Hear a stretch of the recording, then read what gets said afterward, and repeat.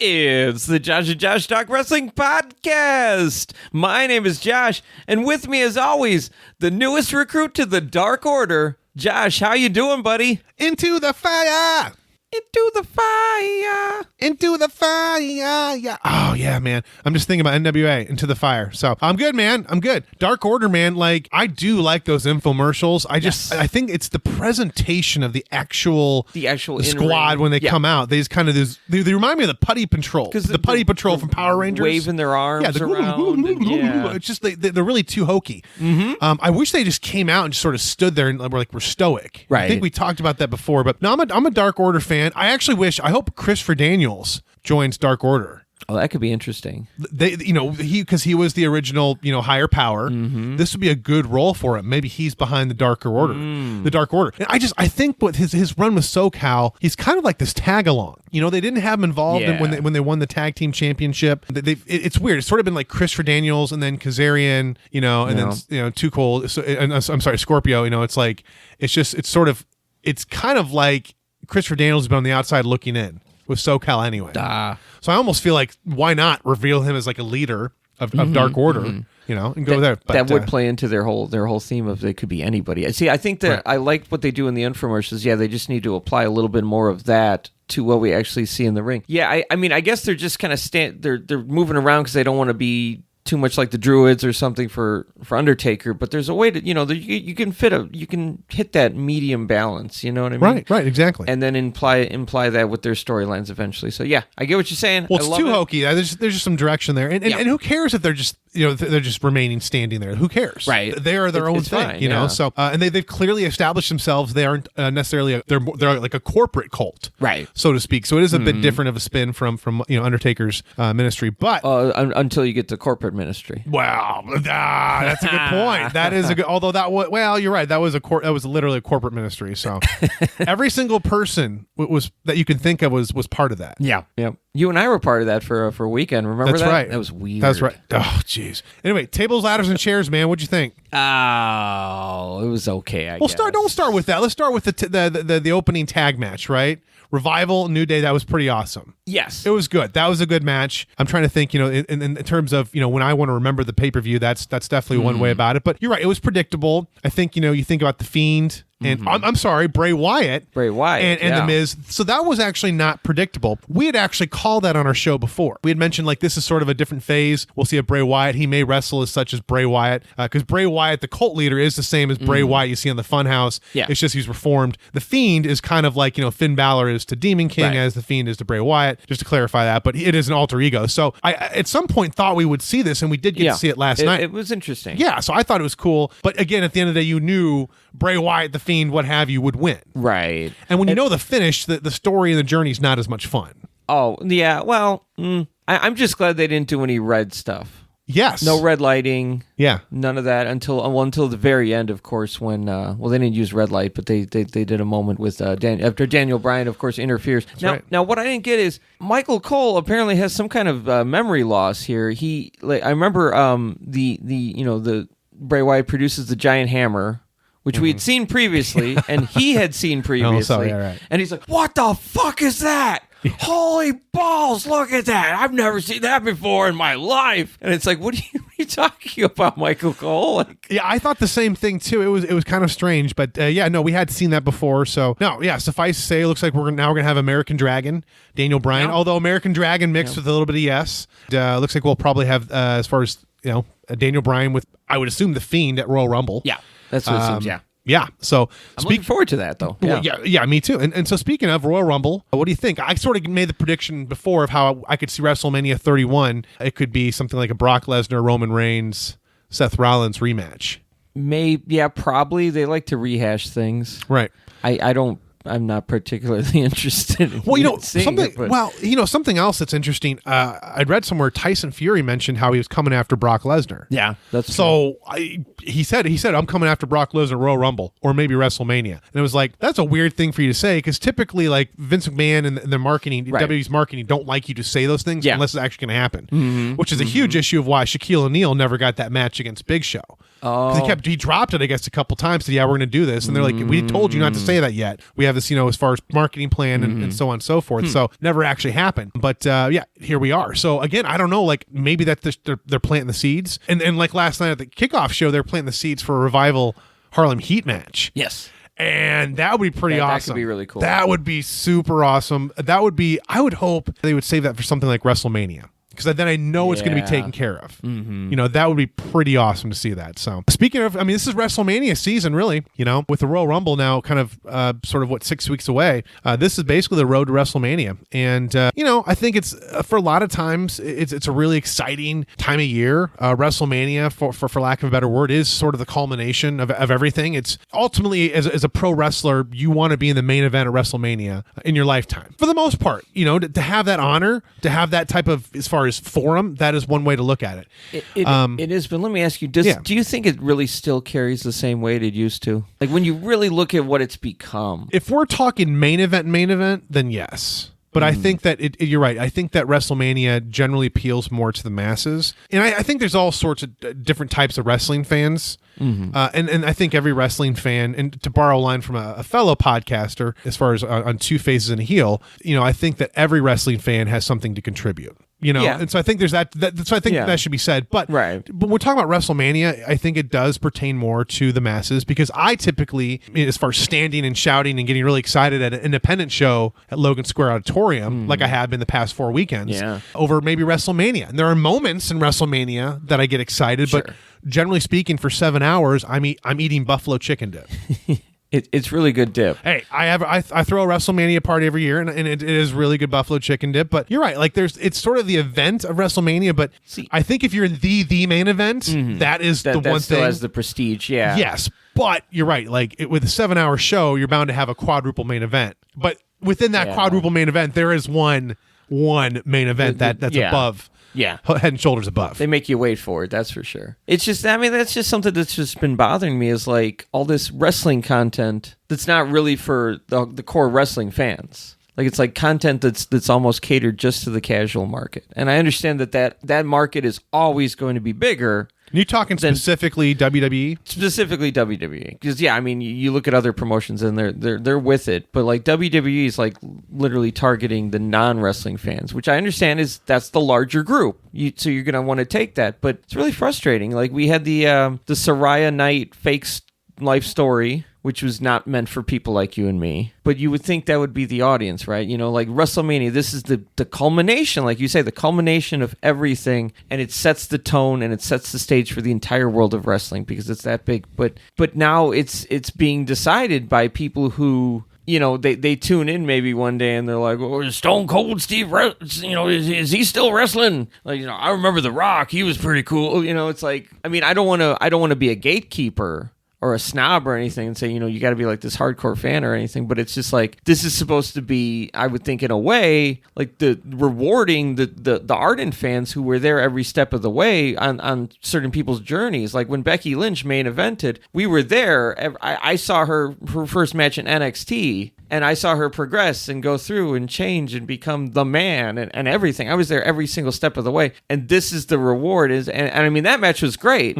but it's just WrestleMania overall, it's just disappointing me that it's not. Give us something, right. The ones that really buy the shirts, the ones that buy the stupid $350 championship belts and then walk around calling it their strap as if that means a damn thing. But those are the people that you should really be rewarding with WrestleMania. You can always have elements of it that appeal to the masses and everybody. They've been doing that forever. And that's where I think the legends, you mentioned before the legends should always have a place at WrestleMania. Yeah. Whether they could be in matches, we see a Harlem Heat revival thing, or on the peripheral, as far as just giving them some type of honor, in addition to maybe Hall of Fame. So I think they should always be included as part of it. But yeah, you're right. It gets to be 7 hours, and there's a lot of it that's sort of fluff. And we mentioned this before, you're excited for wrestlers on one hand because it's like, even be on the WrestleMania kickoff show, that's going to be a great, 5,000 bonus or something, and then the exposure you get, and you officially have a WrestleMania moment. That's cool. And every wrestler likes to say they have that big sort of moment,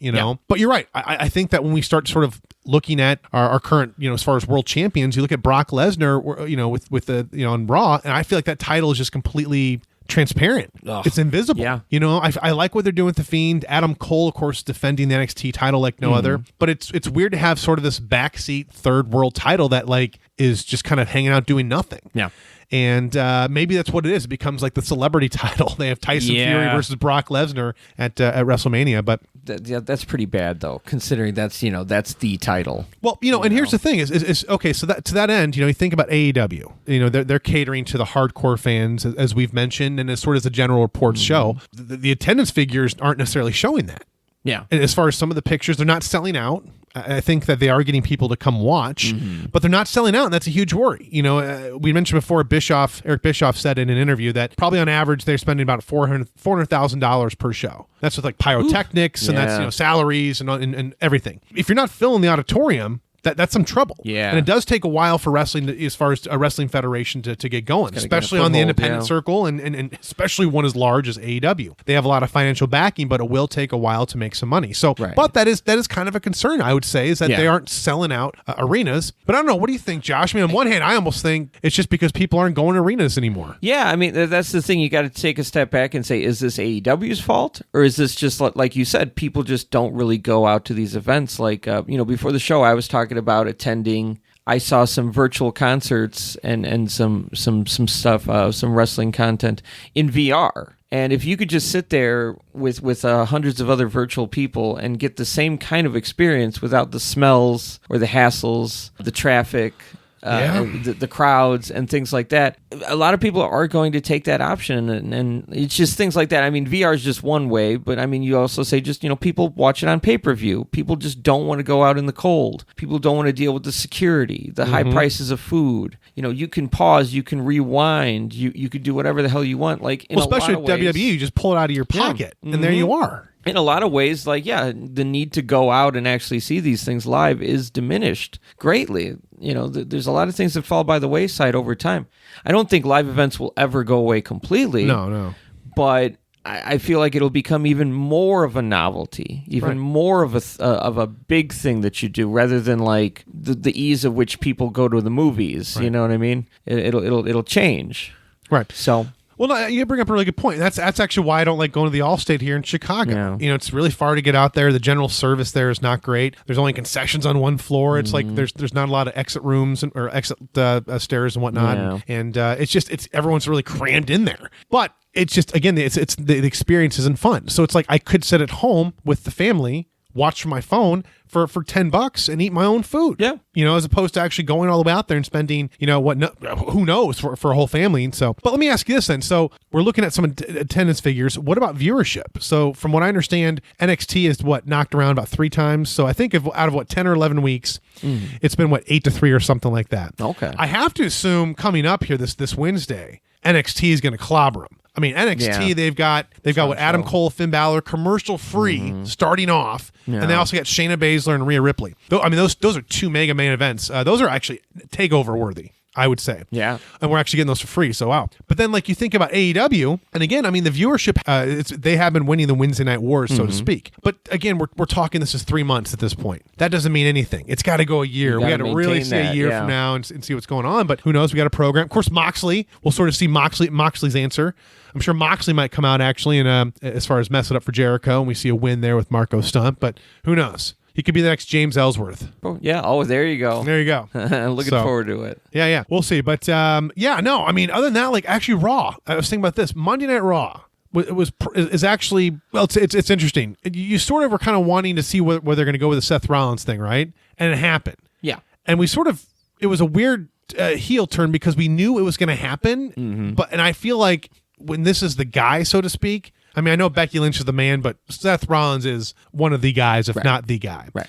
I thought it would be a more drawn out and more, I guess, climatic heel turn. It just kind of happened. It was like, well, yeah, we kind of expected that. I mean, maybe that was merciful then. Like, if they had dragged it out and everybody and their mom knew it was going to be Seth Rollins for 6 months, And then when it finally happened, you'd be like, finally, Jesus Christ, we can move on. You know what I mean? So it might be a little better that it didn't take too long because we already knew the conclusion. They blew it the way they telegraphed everything. Well, and they should have just made it more. They should have ripped the Band-Aid off. Then out of nowhere, a curb stop to Kevin Owens. Oh. People are like, "What are you doing?" Like, and then just walks off. They wanted to be more dramatic. Yeah, I guess. Okay, but it was just all right. It was one of those things where I'm happy for AOP. I do like them as a tag team. It is kind of making Raw somewhat interesting. I want to see where they go with this, and I have to believe they've got some plan because you're having your main guy go heel. Yeah. Right. So I have to assume they didn't just like decide. They woke up and decided to do this. I actually hope they saw some sales were down. The popularity of Seth is down. People kind of know Seth Rollins is the cheerleader to Vince McMahon. The fans can relate to that and boo it and get some good heat. So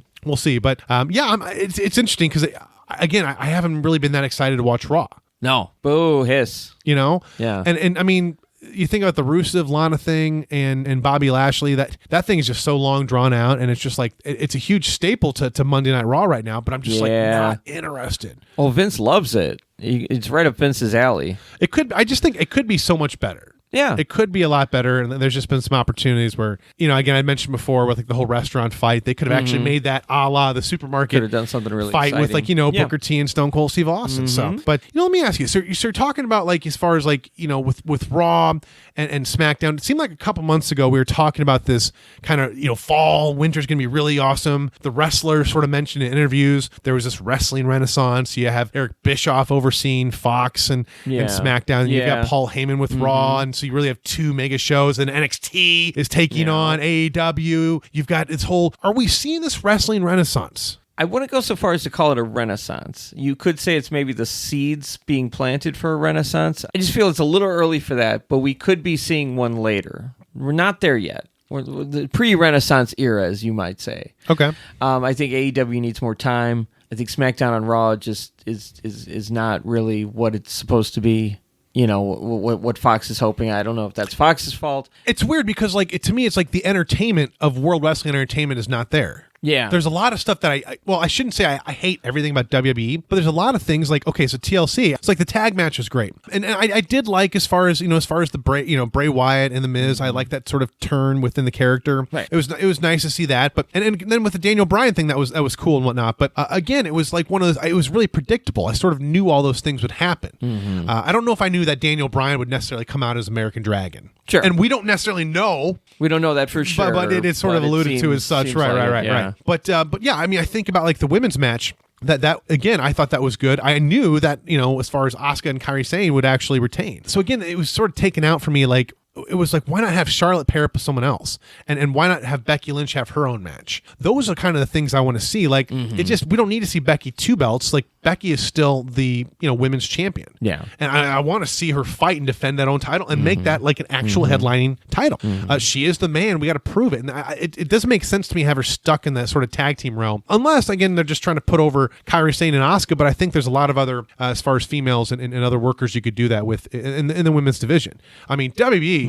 Unlike AEW, has a great women's division. They really do. Yeah. I mean, it's stacked. And that's something AEW's really got to work on is that their women's division. Yeah, they're going to really need to fill that out if they're going to try and compete at least in that realm. Like, can you imagine an AEW women's evolution pay-per-view? Well, no, yeah. Dr. Britt Baker. It would be more of it'd just be like an hour-long 4 special. matches. Big gauntlet match or something. But well, no, and that's something that they got to build out, So yeah, and we mentioned that before on one of our podcasts. But no, I mean, I think AEW is doing things well, and I think that's where, like, if we're talking about a wrestling renaissance, I do think AEW and I think NXT are delivering. We are getting that slice of it with that Wednesday Night War. And again, I think that I'm really excited to always watch both shows. I really am. But you're right. When I watch SmackDown, when I watch Monday Night Raw, I feel like I'm not entertained the entire time. There are moments, certainly, yes. Sure. Again, it's almost like what we mentioned before. There's so much wrestling out there. I mean, you think about it, you got 3 hours of Raw, 2 hours of SmackDown, an hour of 205, an hour of NXT UK, 2 hours of NXT. And of course, there's main event. And that's just WWE. Yeah. That's not including AEW. You want to watch Dark, there's another, hour. And then you think about as far as NWA. Like they've got their own show. That's an hour a week there as well too. And then you talk about like New Japan or going out to see like an actual local independent show. There's so much wrestling out there, and I think that's a great thing as a fan is you can really treat it like a la carte, pick and choose what you want. You know, so if you find yourself complaining about, well, maybe don't watch Raw. Try somebody else, yeah. You know? And I don't know, to me, it's like, it's one of those things where I try to watch myself because I understand what wrestlers go through. And overall, I was entertained at the, you know, tables, ladders, and chairs pay-per-view. I overall was entertained. Again, it's sort of calling the question where it's like you kind of know the finish ahead of time, and it's just the entertainment's not there. Like, again, I don't know, Roman Reigns, the whole Baron Corbin thing, it just doesn't do anything for me. I'm actually happy for Baron Corbin because he's getting over. And again, hey, I'm a huge all hail King Corbin. Oh. I called that too. I called it. You know, yeah, you did. Everyone else said, oh no, it's gonna be King Andrade. I'm like, nope, it's gonna be King Corbin, dude. And here we are. So I like what they're doing with King Corbin, but I don't know. Like, to me, it seems. It almost just seems too basic. It seems too core.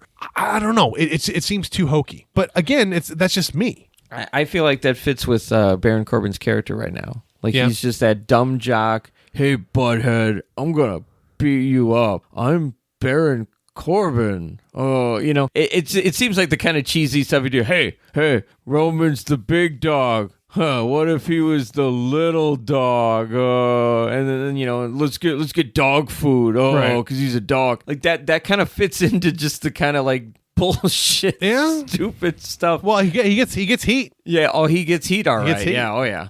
I'm actually starting to warm up on him. I originally had go away heat for him, but now I think it's just good old heat. And I'm telling you, like, that's I've always been a huge Baron Corbin fan. I really have. Like, I think that he gets the proper heat. We had a discussion about this. I think he gets the proper heat. Mm-hmm. I think he gets the proper heat. A lot of fans think people like just hate him. I don't think so, you know? So that being said, like, no, I'm glad to see it, but it's one of those things that almost just seems too hokey. Too hokey for me. It's too much. It's just too much. But yeah, but you know, I mean, I think there's a lot of things where, you know, as a wrestling fan, you have to watch yourself. If you don't like something, there's always plenty of other stuff to watch. You know, people say, after you know, Hell in a Cell, when they complained about the whole no contest with, you know, Seth Rollins and Bray Wyatt. Yeah, I was bitching about that too. I was one of the people bitching about it. I wasn't about to, as far as uninstall and delete my WWE Network app. There's too much stuff I like about WWE. But again, I'm a fan that likes all walks of wrestling. Everything from an independent show I saw up in northern Michigan a few months ago to going to WrestleMania. I like everything as far as in between as well. You know, I'm just a wrestling fan myself, so I do try to pick and choose what I like. But it's also kind of my job as a podcast investigative journalist to watch as many wrestling shows I can and sort of get understanding what's going on. But overall, yeah, it's like I don't think we're seeing that renaissance. We are kind of seeing the Wednesday Night War, which has been fun. But yeah, the biggest thing I think I've noticed is just that Raw is like basically a main event. It's like like 205 main event Raw, you know, it's like sort of the same circle. But we'll see with the Rollins turn. We'll see if they do something with that. But I don't know. To me, it's like I just think the TV could be more intriguing at times. Why not at this point? You've got the man, Becky Lynch, and you got Seth Rollins kind of turning his back on the locker room. Why not logic would say they're engaged, right? And we know they're engaged. The storyline, they're engaged and all that. Why not cut a promo in front of fans? People would love to see that. Right. That's what people want to see, is those moments where you're stuck between a rock and a hard place. How are we going to get out of this? Show us the way. Right. That's what people, I think, is missing from a lot of entertainment. Like, I just, the Roman Reigns thing, Baron Corbin, okay, whatever, I'm fine with it. It's getting the proper heat. It's just, you know how it's going to get played out here at this point. You knew that TLC, Roman Reigns get beat up, especially as no DQ. You know that the whole locker room would clear out and all that. And it did. It was like, I mean, that's basically how it worked. It was like you watch SmackDown. You know, as far as the main event, which was the go home to TLC, it ended in a double no contest. The first match was the singles match was no contest, and then it turned into a tag match. That was also no contest. And then Roman Reigns came out and just destroyed 15 people. But to me, it's just like we expect that. And it's like, it's fine to have Roman Reigns looking strong going in the pay-per-view, but just to me, it just take the opportunity to be a little more creative about it. Yeah. We just knew that was going to happen. I think that's my problem, is like, not necessarily, okay, the storyline, fine, whatever. And I'm glad, because I do like Roman Reigns. I think he's a good worker. I do like Baron Corbin, obviously. But I think that there's an opportunity here to actually make it a good storyline and not really so predictable. Yeah. There are a few times these days where you can't say they should have tried harder.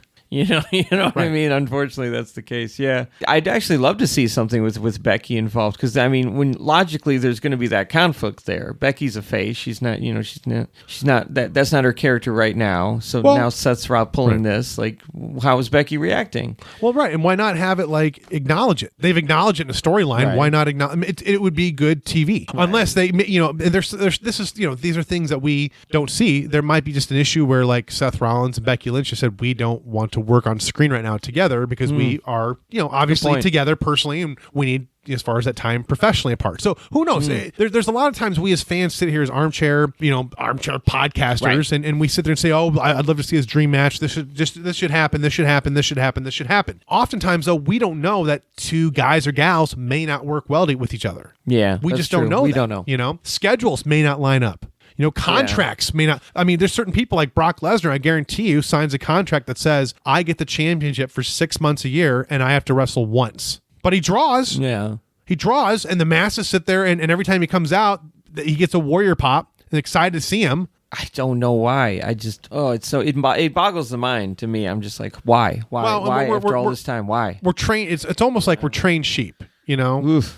Comes out, we're told to sort of we're excited to see him. And again, I don't blame Brock Lesnar at all. I never have. He's just he is a prize fighter. Yeah. He's getting his money. He didn't get it when I think that when he first started, he'd mentioned that he felt like he was screwed over. He was he's admittedly said, I'm not some dumb farm kid anymore. I know how this business works, and he's getting paid. So I can't blame him for that. But it's just, if I'm looking, so I understand his business point.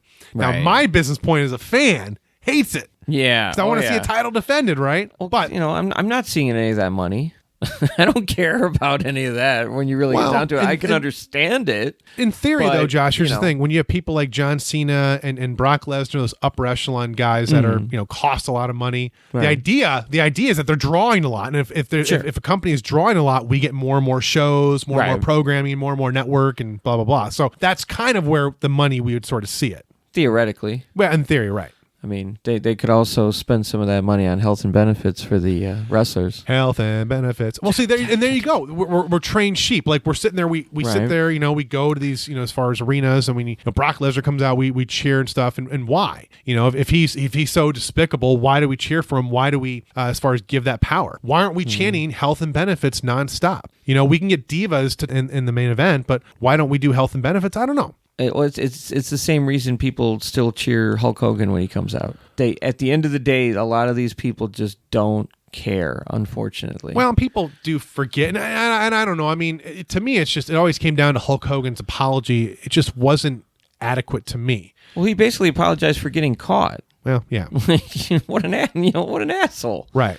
Well, speaking of, so he's going to be inducted into the Hall of Fame with the NWO, Scott Hall, Kevin Nash, and Sean Waltman. I don't know. To me, I don't think Sean Waltman should be going in a second time. Yeah. I mean, the DX thing was enough. The DX thing, I think, was perfect because it really killed several birds with one stone. Mm-hmm. And I do think that the contributions of the New Age Outlaws and X-Pac, Six, Sean Waltman, 1-2-3 Kid, what have you, and China should be noted. And they really did. Now, maybe the end of their careers necessarily, especially China, wasn't exactly how they wanted to end it, but they still, for lack of a better word, made those revolutions, made that, revolution during their time and pushed the sport forward. So they should be, as far as commended, they should be honored in those respects. So to me, the DX, it made sense. I might have also included Rick Rude. No, just to say, I mean, why not? Rick Rude probably should have been part of the DX. And in some cases, you could say even Mike Tyson, but then you got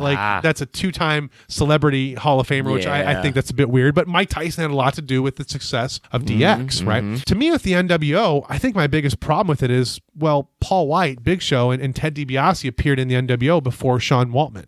And I guess, I've heard other people say, why not, induct the whole NWO? Well, we've talked about that before and how the NWO probably should have been inducted as an idea. And the people that inducted the NWO would be, as far as Hogan, Hall, and Nash, because again, I don't know that every single member of the NWO should be inducted. I don't know, exactly, honestly, as far as Virgil, Vincent, what have you, I don't know if he should be inducted in the Hall of Fame. It's been great to see him in AEW. He was a good worker in his time. But again, we're talking Hall of Fame. We're not talking, if you're a good wrestler, great. just because you're good or even a great wrestler doesn't mean you should be in the Hall of Fame. What was your impact? That was the thing. You have to sort of look at that. So yeah, you as an individual, yeah. And I think that Sean Waltman had an impact. I think that he did have an impact, but to me, it's just to go in a second time. I don't know. To me, it doesn't seem right. It's a bit much. It's a bit much. Yeah. And I just don't, I think what it comes down to, it's just not deserving. Right. At least, again, the DX side of it, sure, contributions should be noted, but NWO, I just think there was other people before that should have been inducted, or, again, I think a lot of people helped make the NWO what it was, to be honest. So, but, on the other hand, Batista, that's someone who I think made an impact, and I think Batista should be inducted into the Hall of Fame. No doubt about it. Who do you think will induct him? Oh, that's a good question. Probably Trips. I feel like Trips would. Yeah, well, it's actually interesting. Batista said Fit Finley. Oh, really? He said he wanted Fit Finley, but yeah, you would think Triple H or like Ric Flair would do it. Mm-hmm. But yeah, no, so that's cool. I think that Batista, Devon Dudley would be another one. Think about Deacon Batista. There you go. When he came out with Reverend Devon and stuff. That was his debut. But no, you really think about Batista. He's been around for quite a while, and he tried to get into WCW at first. He tried to go through the whole power plant, the WCW power plant, which is like the NXT Performance Center, basically. Okay. Didn't make it quite there, so he never made it to WCW, but he went to OVW. And that class, he was in that magical class with, as far as John Cena, Randy Orton, Brock Lesnar, Shelton Benjamin. It was like a hell of a class that went through at OVW, which OVW eventually became FCW, and FCW basically became NXT. And I say that just because some people are like, what, OVW? It's kind of weird because OVW is also, it's owned by Impact, I think, now. Oh, I think so. Yeah, it's kind of interesting. But yeah, so in that case, it was one of those things where Batista, and he worked his way up the ranks. He did the whole Evolution thing. Batista, of course, on SmackDown, which he ruled SmackDown for years, and it was great when the Evolution sort of broke off, and Batista had his thing with as far as Triple H and Ric Flair and all that, and into his first title, and then of course his long program on Friday Night SmackDowns at the time with Edge and whatnot. So no, it was really, he is someone that really made an impact. I'm glad to see him get inducted, and he actually, I've read quite a few wrestling books, as you can imagine, and his book was actually one of the better ones because it really came from such a humble beginning. I think a lot of wrestling wrestlers can say they came from humble beginnings, but it seemed like he really just did, and it was just one of those things where he just kind of worked his butt off, and he was at the right time at the right place. So yeah, but again, I think it's a good thing I think it's good that he's getting inducted. Again, Sean Waltman, to me, probably one of the greatest wrestlers to never hold the world title, but I don't think he should be inducted a second time. Yeah, I probably agree with you. Well, you know what's going to happen next year? Next time, they're going to induct 1-2-3 Kid, so he's going to get in there again.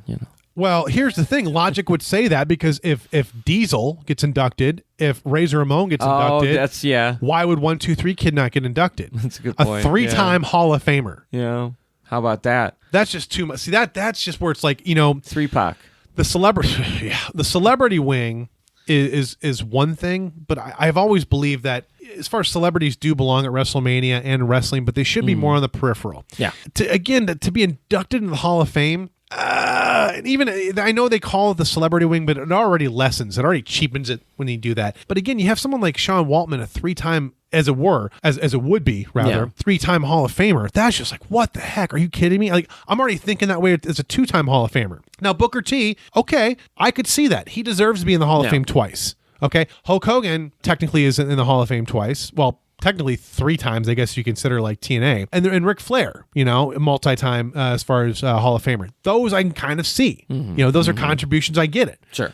Sean Waltman, not seeing it. I'm not seeing it. So yeah. But here we are. Who else do you think will get inducted maybe in the Hall of Fame? Oh, that's the thing. We're really starting to scrape the bottom of the barrel, I think. It's going to be more recent people now, I think. Well, and well, I don't know. There's a lot of people they could really select, I guarantee you Diamond Dallas Page probably would have been inducted this year or maybe next year, but with his work with AEW, WWE's like, not so much. We're good with you. Yeah, I mean, they're starting early, usually sort of January when they kind of started, but hey, here we go. But yeah, it'll be nice to see what they have for the Hall of Fame. It's always a good time. And again, I think we've mentioned this before. We love to critique things. We are podcasters, but try to also enjoy wrestling for what it is. And there's just tons of wrestling out there. So if you don't like one thing, you could always watch something else. I mean, literally. Yeah. There's, and we're just talking like the U.S. product. There's like, 12 hours of pro wrestling? Think about like New Japan. I mean, there's AAA, is another one. As far as another federation you could check out, Luchador, as far as AAA Mexico. I mean, there's tons of wrestling out there. So it's one of those things where you find yourself getting stuck in a rut. It's like, gosh, why am I watching this? Hey, there's something else out there. But yeah, I get it. As a podcaster myself, sometimes it gets tough to watch Raw and SmackDown when the entertainment is just not there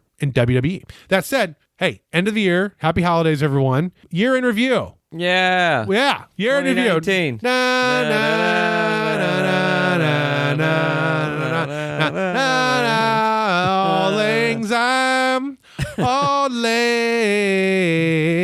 syne, all lang syne.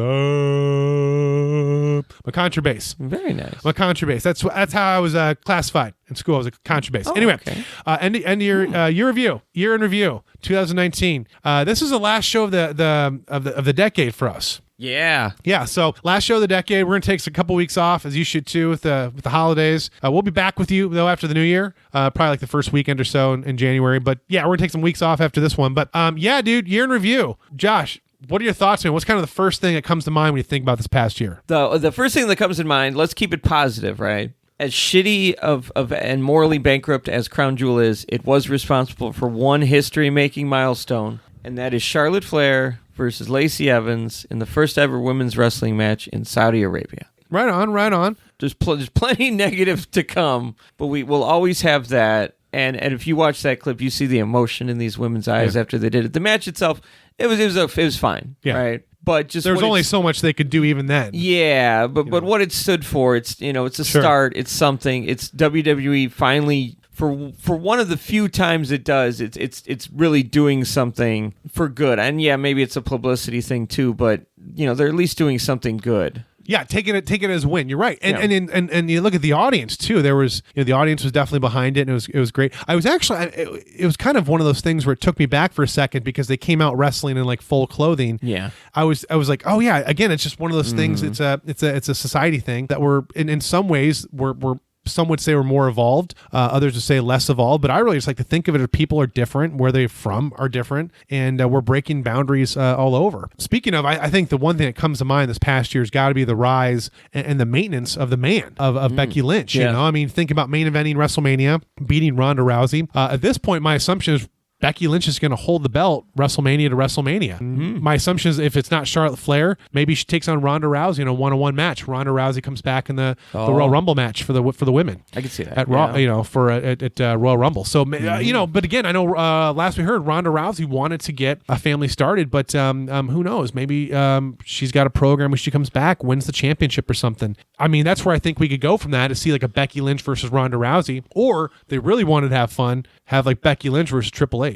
Oh, that would be very, very cool. If WWE really wants to push the envelope forward, that's what I think they could do. I mean, what better way to show, the Becky is the man. She can go toe-to-toe with the game. Well, and that's the thing with Triple H. He makes anyone look good. So you've got someone that's experienced as Becky Lynch. It's going to be a great match. Yeah. And it naturally tells a story already. Mm-hmm. So there you go. But who knows? I mean, we could also just get, as far as Charlotte Flair versus Becky Lynch as well, too. But anyway, in terms of my year in review, Becky Lynch is the man holding that title since WrestleMania last year. And really, at one point, she was a dual champion. She was holding both world championships, Raw and SmackDown. So to that end, I mean, really, Becky Lynch is literally been the man, and I see being the man going into 2020. Yeah, let's do that. Let's keep it going. Like, give her a real, a meaningful run. You know what I mean? We're talking about women's evolution here and women's revolution. And right. Well, and so I would say for the most part, it has been up there. But I guess my issue with it is that you look at her, why is she kind of just sort of floundering a little bit in the tag team division? Yeah. Again, I think it was nice because it does put the tag team division over when you do that. Mm-hmm. But I don't think it's needed. I think that, again, WWE's got a large enough roster. There's other workers they could be using. And they could just, by the quality of the matches they put on, you don't need the big names. You're just putting on great matches. People are going to tune in. Yeah. That's why people started watching NXT. It was like no one knew who it was. They were just good matches, and they got you really excited. Mm-hmm. And then that's why NXT is the way it is now. That's how you get known. Good product. Yeah. What else? What else comes to mind about the past year? Remember when they couldn't wrestle during commercial breaks? That was pretty lame. Hey man, it's kind of interesting. Like for a while there, Raw was doing like the whole like. It would be like the 2 out of 3 falls, and it was weird because it's like, okay, as a fan, you like it, but then it's like, why is every single match set up this way? It was that they would do that, or they'd have like some kind of artificial match stoppage. It's just any silly little thing they could do to try and break it up. And it's like, just do a picture-in-picture like AEW does. I like that. Well, they try in NXT NXT UK. They try to do the British rounds. Okay. They had Cassius Ohno taking on Sid Scala, who's the assistant general manager on NXT UK, and they actually did a British rounds match. And to me, it was just like, I don't know. I'd rather just see the action kind of keep going through. Yeah. I don't know. I mean, it's one of those things where it is good for wrestlers, I guess, because they get to take a break and whatnot. But still, it's just like, I'm too accustomed to seeing just a full blown match, no breaks, just going through it. You know. But it's that, and think about the people in the audience. Of 10 minutes, you get like a 2 to 4 minute break every 10 minutes. Come on. Right. I know that's how sports works, but it's like this is wrestling. This is sports entertainment. Yeah. To me, I think year in review, something that comes to mind has probably got to be the rise and fall and rise and then retirement of ACH. Yeah. I think that when he first kind of going into the Performance Center, people heard about him and he was really exciting, and they had him win the breakout tournament. Mm-hmm. And this is, I remember the match between him and Trevor Lee, who's also known as Cameron Grimes, as far as the NXT takeover, which was taped as far as pre-show. It was just a great match. It was so exciting to see these two guys that used to tear it up right down the road at Logan Square Auditorium, and now they're doing it on an NXT takeover. But yeah, then again, of course, the stuff with the t-shirt came out, and there's a lot of fingers be pointed around. Again, I sort of take more of the wrestler stance generally in these situations from what I saw, but we really don't know the full story of that, so we really can't comment further. But suffice to say, at this point, though, last we heard, I saw ACH wrestle at Logan Square Auditorium about 3 weeks ago. Awesome match, and I guess that was his last match from what we understand right now. He's retired. He had some things to say, and here we are. But again, my hope is that whatever he gets, as far as whatever's on his mind, he gets ironed out. I do love him as a wrestler, man, and I know he loves to wrestle, so it'd be great to see him, but more power to him. It sounds like he's calling the shots. This is what he's got to do. This is what he's feeling. But it's just, again, it's kind of it's a win situation, I hope, in the long run for him. But I hope he gets to wrestle again, and I would love to see him wrestle again, that's for sure. But he's definitely someone that sort of stood out in terms of year in review of someone that made an impact on wrestling this year. Yeah. I mean, it's kind of a sad story right now. I mean, like you said, there's always a chance he might come back. I hope he's doing whatever makes him happy at the end of the day. We understood that, the first half of the story was he just quit WWE, and we thought, he's back on the independent circuit. So it's too bad to now hear that he just wants to retire. In a way, I mean, if he's happier this way, good. It's just, I never expected that. I feel like this whole shirt debacle had a lot to do with his deciding to retire, at least for now, Yeah. So it's really unfortunate that it seemed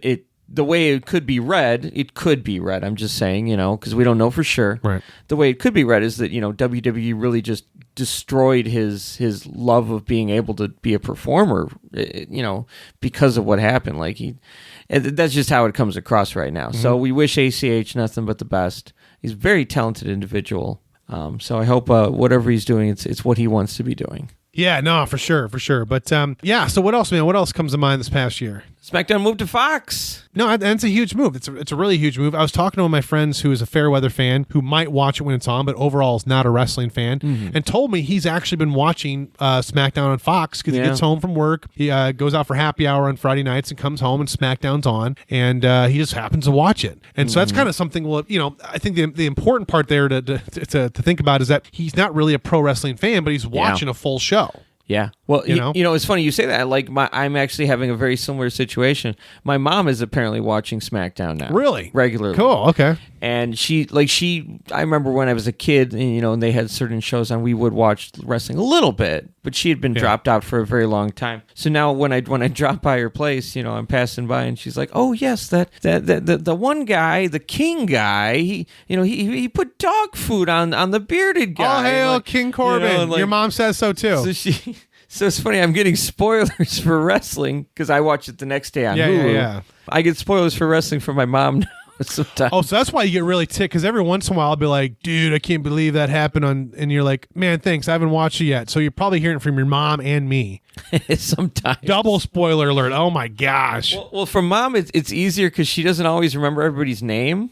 Oh. Because she's a mom. You know how moms are. She's like, "That one actor, he was in the movie." And you're like, "Yeah, thanks, Mom." So she's kind of like that a little bit sometimes. So she's like, "Well, the one guy beat the guy because he was really shooting his mouth off." I was like, that doesn't narrow it down at all. So that's okay. That could be anybody, That's awesome. That's awesome. But your point still stands. Yeah, it's reaching a wider audience. Yeah, there you go. I mean, that's the thing. There's a certain arrogance that they're, in a way that I think these companies are holding on to, is the belief that everybody has cable. Especially now in 2019, going to be 2020. Right. There's going to be more cord cutting than ever before. Yeah. With the new breadth and just the variety of options of streaming services available, and unfortunately, it's kind of becoming like cable again, because you have to theoretically buy like 10, 12 different streaming services. But still, it's supplanting that whole cable market. So the idea that, you need to have TNT to watch AEW, you need to have USA to watch Raw, you're making a big assumption, and you're cutting out a lot of people. Right. And you have it on just regular TV, everybody's going to get it. Right. So it's a smart move. Yeah, no, it's a really smart move. And that's the thing, is like, at the end of the day, we always say, oh, WWE, they should do this, they should do that. It also comes down to money. So we talked before, there's a lot of things backstage we don't see, whether they don't work well with someone, whether the schedules or whatnot. But that's a case too of where, they're in the business to make money. They are a global billion-dollar company. Their job is to make even more money than they did the year before and the year before that, and so on and so forth. So that's kind of the other issue too, is that really it's all about bottom line. And if they're making more money doing what they're doing right now, they're going to keep doing it. Mm-hmm. It's sad, because like on certain things, like, it doesn't matter what the fans think at all. Like, WWE does Crown Jewel over and over again. They get however $100 million just for doing the event. And it doesn't matter if it's good. Doesn't matter if nobody buys it. It's exactly right. Doesn't matter if everybody hates it and boycotts the whole thing forever. It doesn't matter. They still got a huge gobs of money. And that, and then of course you have the people in the stands and, merch and everything there. They're going to make money no matter what the fans think. Same with, the Fox deal. They got paid a bunch of money. Fans hate it or love it, it doesn't matter. They still got a whole bunch of money. And it's just so bizarre to me that, like, they don't even have to make a good product anymore to make gobs and gobs of money. Well, and what it is, they need competition, right? Because that's actually, to my point, probably the other sort of year in review moment I can think of would be the onset of AEW. Just AEW, rolled out before 2019, but we're talking when actually the show started was the final quarter here, and then sort of the build up to that with the pay-per-views and Fyter Fest and so on and so forth. So on and so forth. That said, I think AEW is definitely shooken up the wrestling world. Yeah. Independent-wise, a lot of people now have jobs where they're sort of floating before on the independent scene. The others are going to NXT, WWE, and NXT has gotten a lot better, I think, because of, as far as AEW. You see the product has really gotten even better than it was before. It'll be interesting to see in March when they're no longer at Full Sail and it's a traveling show. They're not going to have that intimate crowd, and it's interesting to kind of think about what will NXT be like. They're still going to have to do really good shows, because they have AEW as a competitor, but they're not going to have that small indie feel. I think that's going to be a big change for the wrestlers. Right. They're not going to have... And Keith Lee, for example, I think if he went in front of a crowd probably wouldn't be over. Yeah. I mean, he just... Like, I remember there was an interview with, I think, Chris Jericho just talking about switching from the small venues to the larger ones, and you don't get that immediate crowd reaction. You feel... Until you get used to it, you feel like no one gives a shit. You don't hear it, you don't feel it as much. And that's if anybody believes that doesn't have anything to do with your performance, get out of here. Because, like, I don't care if you're a seasoned veteran. Like, they'll all say they always get butterflies in their stomach. The good ones that care still, are still worried about it. They still, follow the crowd. It's your barometer. Yep. And you're basically going to have to switch from the imperial system to the metric system or something. Or, you know what I mean?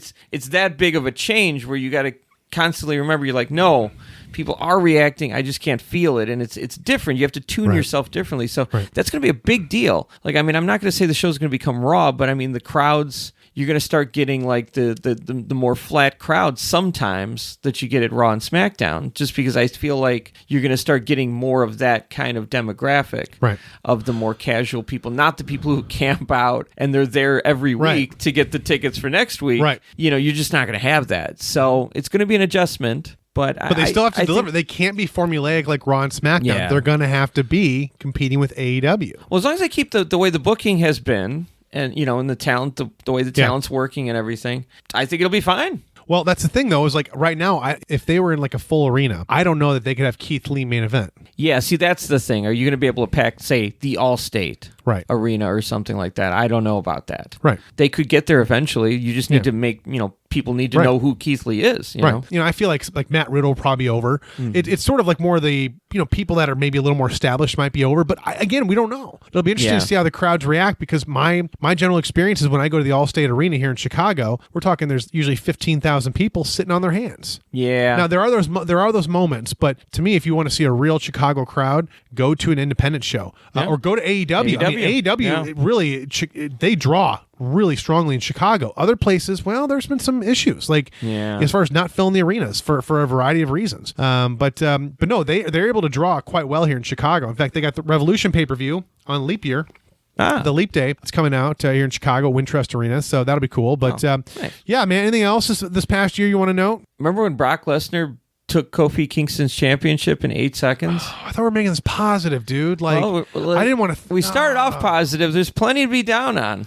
I think I'm going to stick with mine. You got to remember that. I'm going to stick with the ones I already gave. Never forget. I'm going to make one of those stickers and put it in the window. It's going to say, never forget. It's going to have Kofi Kingston with the championship. I was actually... my third one is for the antithesis to that would be when Kofi Kingston won the title at WrestleMania. That was huge for me. And I've always been a huge Kingston fan, and we actually called it. Yeah. We called it well before. We're talking like December, January this time last year that Kofi Kingston would win the world title at WrestleMania. And this is before he was even a thought of him being the champion. Well, we've both always been big on Kofi. That's right. We just always knew he's always been great. Yeah, he's always been a huge, awesome worker. He's one of those guys who's worked with everyone, and he deserved that opportunity. But yeah, it was just, I remember I was just jumping up and down like a little kid when that happened. And I was so excited for him. And I was just, man, it was just someone that's so deserving of that championship. And then the whole thing with Brock Lesnar, again, I hate to say it, but we called that. We knew that would happen. We knew Brock Lesnar would steamroll him. I guess we just didn't expect it would be so quick. Well, they had a match before in Japan, I believe. It was Kofi Kingston and Brock Lesnar. It was it was like a network special. So they didn't need it. Wasn't like a question they couldn't work well to each other. They've worked well with each other before. Right. So I don't know. I mean, to me, it's like it didn't make any sense. And especially for him just to go he basically went to Raw and took a nap. Yeah. Well, that's it was terrible. So yeah, let's think about how Kofi Kingston won the world championship. Let's focus on that side. Okay. Oh my gosh, that was horrible. You're right, but that actually, if we're talking impactfulness, like kind of like Time does for the Person of the Year, not necessarily good or bad. Just because you're on your Time's Person of the Year doesn't make you a good or bad person. Just your impact, right? Yeah. Same here. Okay, you're right. That was a huge impact. That said a lot about the wrestling industry at the top, and especially if we just talked about Fox being non-cable. Yeah, a wider audience saw that. That's for sure. Immediately, people were like, oh, okay, Kofi Kingston is just a jobber. Yeah, he's just a second-rate guy. And I hope that's not the case. People see that because I hope that's not the case, and they don't see it that way because he's actually a terrific worker, and he is world championship main event material. But yeah, it was just like to see that. It didn't need to be 8 seconds. It was just that was a squash match. It's a huge for a world championship main event squash match. Come on. But that's the thing. Like, if you ask me, it still doesn't make Brock Lesnar necessarily look that good. They make him look powerful, but it's not. Are you here to just see people get trounced in every match, or are you theoretically here to see a good match, one that maybe takes like 10 minutes, 5, 6, give him some time to actually see, you know what I mean? Like Brock Lesnar just walking in and doing 5 F5s. That's not entertaining to me. That's not me saying, I'll say, oh yeah, he's powerful, but he's not that exciting to watch if this is all he does. You know what I mean? If he's got the one move of doom, like people bitch about Cena's 5 moves of doom, like if he just got the one move of doom, then forget it. So like I feel like it made them both look bad, it was such a brain dead idea to me. Well, he took the world title in a short amount of time, so I think in that regard it did put Brock Lesnar over. He yanked it. He came in, just yanked it. People were like, whoa, that's cool. So I'm gonna believe that character. And Kofi Kingston had a really good reign. So I think it did in that regard, at least in my opinion, it did put Brock Lesnar over. But you're right, it doesn't really. But you're right, it's just sort of like it's kind of like his win over Rey Mysterio. Right. It didn't mean anything. Yeah, to me, there was sort of that initial push when he got the world title from Kofi, but like I said before, he went to Raw and took a nap, and he hasn't done anything since. And so it is kind of a bummer to see that. So it's what they do with it, and they haven't done anything with it, really. Yeah. you know? It just went back to him, and he just keeps it in his garage or something. Yeah. He doesn't do anything. Well, hopefully he keeps it locked up. I was at an Evolve show here in Chicago a couple weeks ago at Logan Square Auditorium. Main event, Josh Briggs, Evolve champion, taking on NXT UK champion Walter. And while Walter is here in Chicago, his car got broken into, and the NXT UK belt was stolen. Oh, yeah, I heard about that. Of course, it'd be Chicago, right? Yeah. Here we go. So, but... yeah, again, when it comes down to it. But yeah, anything else in terms of year in review you want to share, Josh? Match of the year for me. Moxley versus Omega at Full Gear. Yeah, I'm going to have to side with you on that. Just, again, if we're talking about impactfulness, how it sort of, it's got the attention of everyone sort of talking about it. Yeah. Great match, controversial. Everybody was talking about it. Honestly, it was a little baffling of me when you hear like these wrestling, like, pundits are like, it's just too much for me, too much intensity, too much violence. And I'm like, come on, guys. If you're not here for at least some violence, like, what are you doing here? Like, this type of match is something I love in wrestling, when they really push it to the limit. Like, they don't do it all the time. Right. And we know that the two of these guys, they agreed on, Omega and Moxley. They're just a couple crazy guys. They just, especially Moxley, that nobody forced them to do this. They agreed to this. And it turned out to be a really exciting slobber knocker of a match. Well, and I think to some certain extent, we as fans force them to do that, because these things get trickled around, and they have to think about how are we going to top what people have seen before. So we as fans, we want the blood. Right. And that's where it's like, I think some fans, there's sort of this anti-revolution towards that to say, no, we want you to be safe in the ring. Although being a wrestler is not safe, period. Yeah. We still don't, want you to go through the barbed wire and the glass and all that and so on and so forth. But again, there's something to be said. Two gals want to do whatever they want. All right. I guess my only problem with that whole program was it happened too quickly. It was almost like they bumped each other like in the hallway and said, "Oh, that's it. Yeah. Hell in a Cell hardcore match. We're going all out. We're going to be barbarians." Just came out of nowhere. It was like, okay. So I think the build-up could have been better to that. Maybe tucked it before, I had a couple pay-per-views tucked in, or a few shows under the belt. They did have as far as that, but it could have been more. Yeah. Well, that's been a trouble that AEW's been struggling with forever, I feel. Right. You got to squeeze that juice. Slow it down. Yeah, exactly. With you think about Cody Rhodes and MJF, like we kind of knew it was going to happen, so it happened. It was like, all right, but it needed to be so long that we forgot it was actually going to happen, and then it happened. Like, oh crap, there you go. There you go.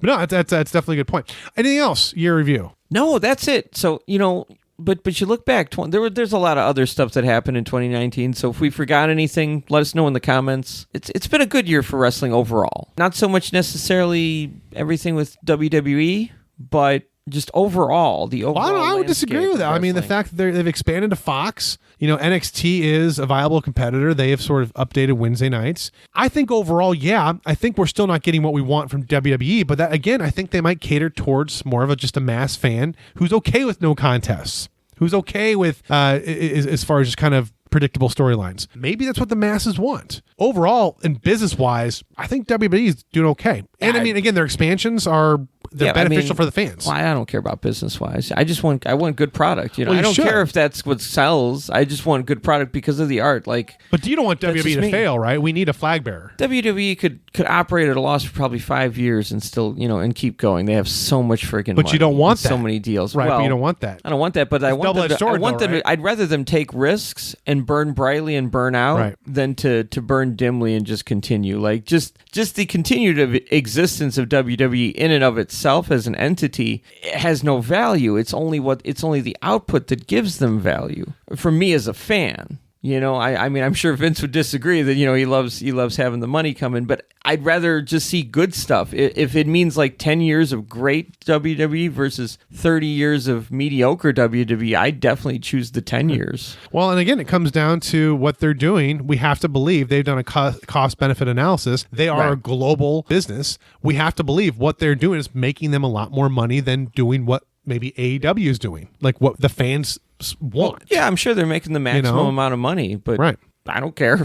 In your business, you don't care, but that's sort of the issue, right? Like WWE, they've got their business, and we got our business. They have different. That's the problem. Is they have different priorities. They're no longer interested in just putting out the best product. Right. It used to be, let's use video games as an example. For video games, it used to be you put out a really good game, and it will sell. Nowadays, they have something called microtransactions, which you pay to get little things within the game. So not only do you pay for the game, you pay and you keep paying and you keep paying. So now the way a lot of publishers see it is we don't necessarily have to put out the best product. We just have to have the best ways of selling you more things once you've got the game. You see, I really feel like if you just give us the best product creatively, it will find an audience, and that's your best way to do it. Obviously, WWE disagrees, and I'm sure they have numbers and analysis to back them up. That's why they do these things, right? It's just, at some point, you have to realize you're in a creative business. You're a creative entity, and it's about stories and people and connections with people. If you were like an insurance company or something like that, I understand you can look at the cold, hard numbers, but you still have that creative element. This is built on people's blood, sweat, and tears and dreams. You don't hear about that with insurance companies. He struggled and fought to be the best insurance man, and his blood, sweat, and tears training in the insurance gyms. No, you don't get that,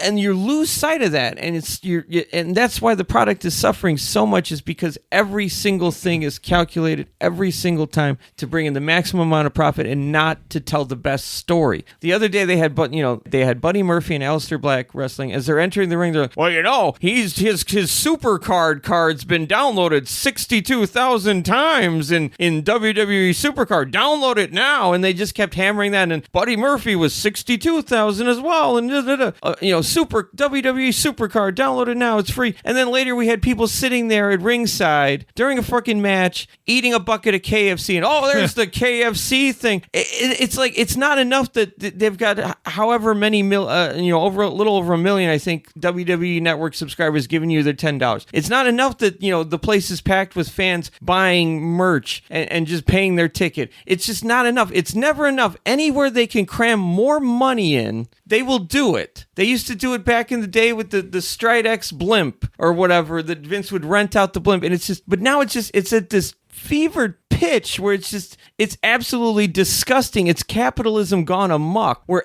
every little thing is monetized. They're going to start having ads on the back of the wrestlers. You know what I mean? Like, no, I do. I mean, Brock Lesnar and Jimmy John. He has that. When is it ever going to be enough? It's never going to be enough, because, of course, you have to, as a business, the entity continues to just get more and more money. Every time they do that, they lose more sight of what made the product good in the first place, what people liked about the product in the first place. And I feel like in the end, at some point, it's going to bite them in the butt. And I feel like it's, in certain ways, those cracks are starting to appear. Not everything. Of course, WWE is a big company. There's a lot of moving parts, but some of those parts are starting to rot away because of this attitude, because of this don't let Luke Harper leave. He's miserable here, but no, business-wise, it makes sense to keep him. But to hell with his attitude about the company, to hell with the goodwill, to hell with the future of what could happen in the future with Luke Harper. No. Short-term profits. Keep them out of the hands of the competition, and it's too much. You reach a point where it's too much, and it's gonna bite them back in the ass. The rubber band is gonna break at some point. That's the thing, is they're gonna keep doing it until the business shows not to do it. They're making more money. It's better for their business. Again, we're talking two different things here. Like, I agree with everything you said. And I think we've mentioned those things before too. At the bottom line is like, hey, WWE, their focus is money. As long as they're making money, they're going to keep going that route. Now, if they see something like Luke Harper that actually costs them money, they wouldn't do it. Yeah. That's the problem, is that we as fans have our business. WWE's got their business, literally their business. So, but again, we kind of hope that we meet somewhere in the middle. And I feel like that's what AEW is trying to do. Yeah. And sort of meet somewhere in the middle and really listen to the fans. Again, who's to say, like, AEW, they got to make money too. And maybe they have to go the way of WWE at some point and appeal more to the masses. And again, forget about the independent wrestling fans that, as far as the heart and soul, so to speak, because the money is elsewhere. Well, people need returns. Like, I mean, that's the thing. Yeah. At the end of the AEW is going to need a return. Like right now, they can make the argument, hey, it's our first year, we're just getting started. But, 2020 happens, investors aren't seen. What if some people start pulling out? You have a WCW 2000 all of a sudden. Sure. But I guess just what I'm saying is, like, you could still make money and not be an asshole. You know what I mean? Like, you can still find that balance. Well, and I'll tell you, if AEW looks at things like the merchandise, like the, as far as the champagne, like they sold, like, I think 50,000 bottles of that. Nice. So they do things like that. Like, that's a good way to make some money. That's $45 a bottle. So, they made some good money there. So I feel like stuff like that's fine. Like it fits in, it makes sense, right? That pushes a storyline forward. Storyline forward. It fits with Jericho's it's character. Kind of a microtransaction almost. Right. It's not like when you look at the past and you see like the John Cena singing Soap on a Rope. Like that doesn't fit with John, you know what I mean? That's just... Kind of actually, John Cena might actually. But it's still like that crass commercialism where like the little bit of the bubbly that evolved naturally. Right. So I'll always respect that kind of thing over something that's really forced or contrived, Yeah. But no, that's some really good points there, that you've made, man. So, but yeah, we'll see. 2020 holds a lot for wrestling. Definitely holds a lot for Wednesday Night Wars. And, we'll see what comes of Raw. Of course, they've got Seth Rollins now going heel. So we have a new flag bearer there. And we'll see what the future of SmackDown Fox is. And we might actually get the NXT Mexico and NXT Japan. We might actually see those kind of come to fruition in 2020. We'll see. And of course, XFL is right around the corner. So and whatnot. So yeah, 2020 is set to be a big year in a lot of ways, and just wrestling too. But we'll leave it at that. So have a good holiday.